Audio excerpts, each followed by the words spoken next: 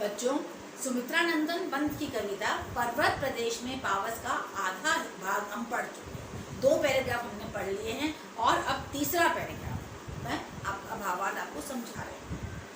गिरिवर के उर से उठ कर उच्चाकांक्षाओं से तरुवर हैं झांक रहे नीरव नभ पर अनिमेष अटल कुछ चिंता पर।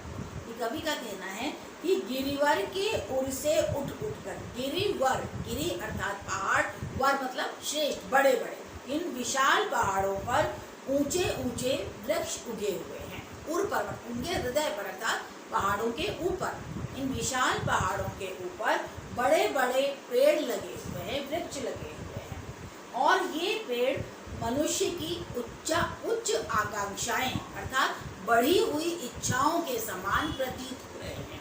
कवि ने इन ऊंचे पहाड़ों को मनुष्य की उच्चाकांक्षाओं के समान बताया है, अर्थात वृक्ष एक से बढ़कर एक ऊंचे हैं।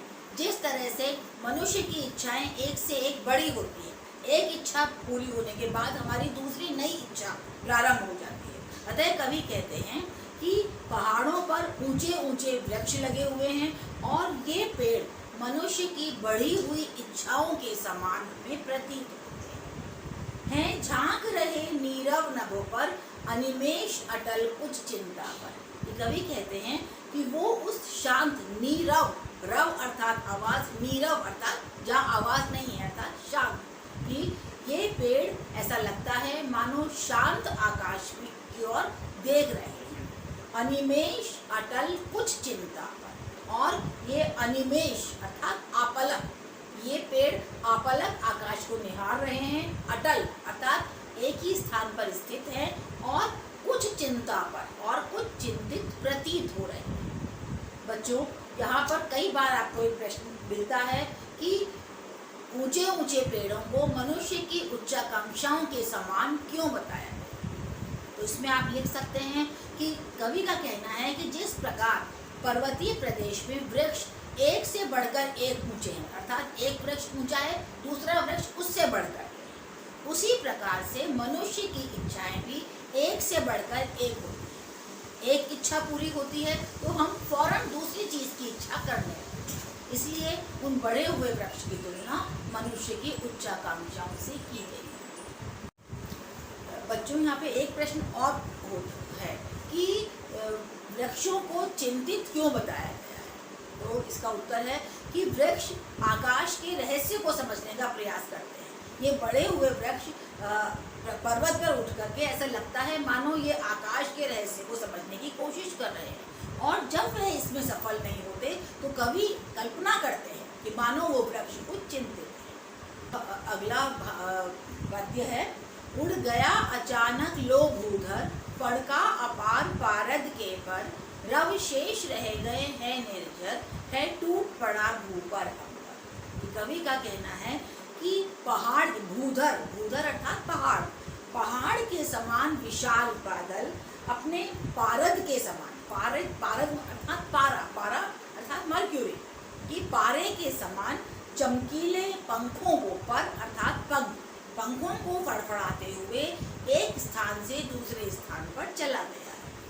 कवि का कहना है कि पहाड़ के समान विशाल बादल अपने पारे के समान चमकीले पंखों को फड़फड़ाते हुए एक जगह से दूसरे जगह पर पहुंच गया है।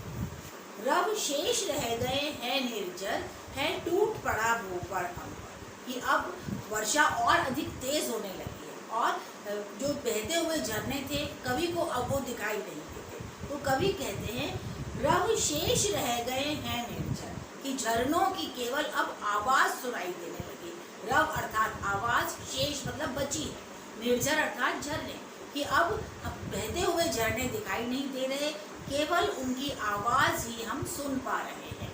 और ऐसा लगता है कि है टूट पड़ा भू पर अंबर, मानो अंबर ने, आकाश ने पृथ्वी पर आक्रमण कर दिया है।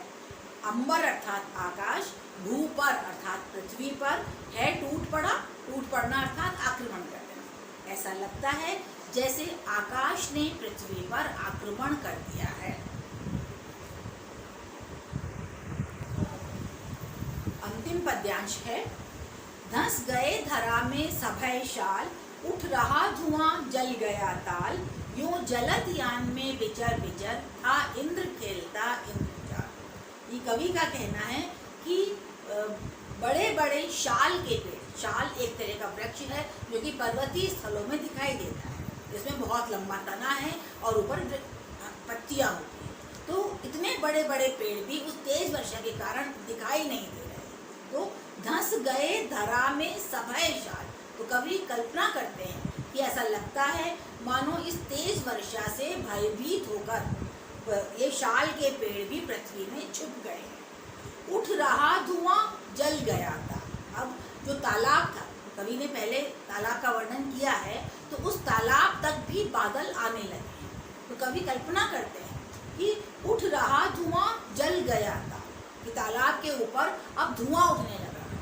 तालाब के ऊपर जो बादल हैं उनके बारे में कवि कहते हैं कि ऐसा लगता है कि तालाब के ऊपर अब धुआं उठ रहा है और ऐसा लगता है मानो तालाब में आग लग गई है।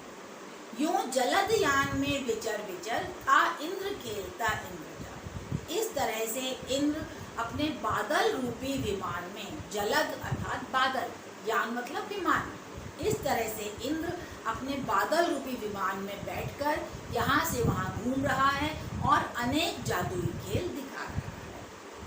विद्यार्थियों, यदि आप इस पाठ को, मेरे द्वारा समझाए गए इस भावार्थ को भली प्रकार समझने की कोशिश करेंगे तो पीछे दिए गए प्रश्नों के उत्तर आसानी से हल कर पाएंगे। किंतु यदि फिर भी आपको किसी समस्या आती है, कहीं भी किसी प्रश्न में आपको कठिनाई महसूस होती है, तो आप कमेंट सेक्शन में जाकर मुझसे पूछ सकते हैं। किंतु इस सब के लिए आवश्यक है कि आप मेरे चैनल को लाइक करें, सब्सक्राइब करें और नीचे दिए गए बेल आइकन को दबाएं।